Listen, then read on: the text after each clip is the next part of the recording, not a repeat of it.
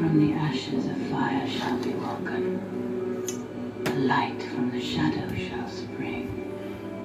Renewed shall be blade that was broken.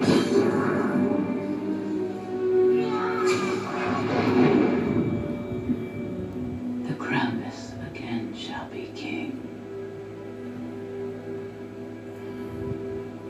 Reforge the sword. Alright. Hello everyone. Night Guy here. Wanted to do a quick review on a new piece that I recently got in. This is my Sword of the King from Lord of the Rings. Very popular trilogy. And this is bladed, but I have my fencing gloves on, so I can hold it by the blade, you know, relatively safely. Don't recommend holding swords by blades if you don't have any protective gloves on. But this is my Sword of the King from Lord of the Rings. I believe formerly known as Narsil, and then reforged into Anduril. I believe I'm trying to say that right. I might be butchering the name. Anyways, this one is brought to you by, this is a reproduction brought to you by mrsharpblade.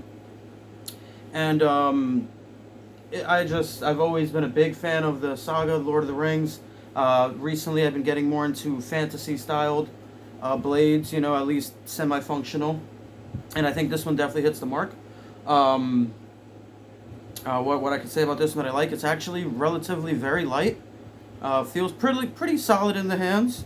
You know, I'm not sure if this will come undone. That's one of the main complaints I've heard about these, is normally in this hilt. I'd gotten one a while back.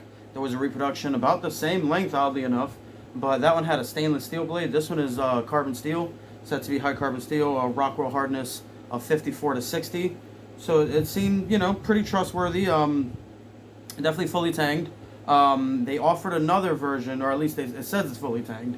I guess we'll find out when I do some cuts. They offered another version that had some, you know, laser engravings, like you see how you kind of have the writing in there, but going down the sword like out of the movie when they reforged it.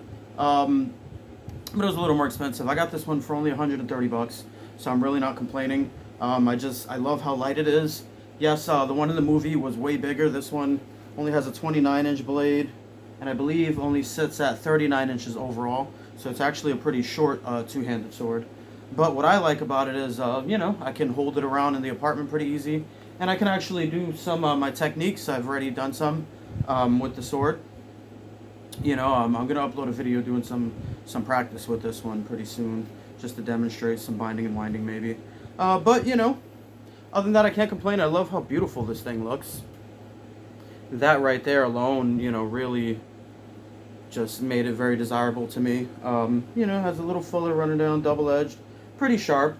Not the sharpest thing in the world. But it should at least cut some jugs. Like I said, it feels pretty solid. You know, all I've done is swing it at loose air. Haven't really tried to hit anything with it yet. So we're going to see how that does. Anyways, that's my new Lord of the Rings sword. You know, let me know what you think. If you like the saga. I was a big fan of the original Lord of the Rings trilogy back when I was a teen. My older brother got me into them, and that's another perfect example of, you know, some of the media that originally got me into swords and armor. You know, without that stuff, I wouldn't be here making this channel. So, you know, big thanks to them and J.R. Tolkien. Anyways, thank you for watching. Night Guy here. Let me know what you think.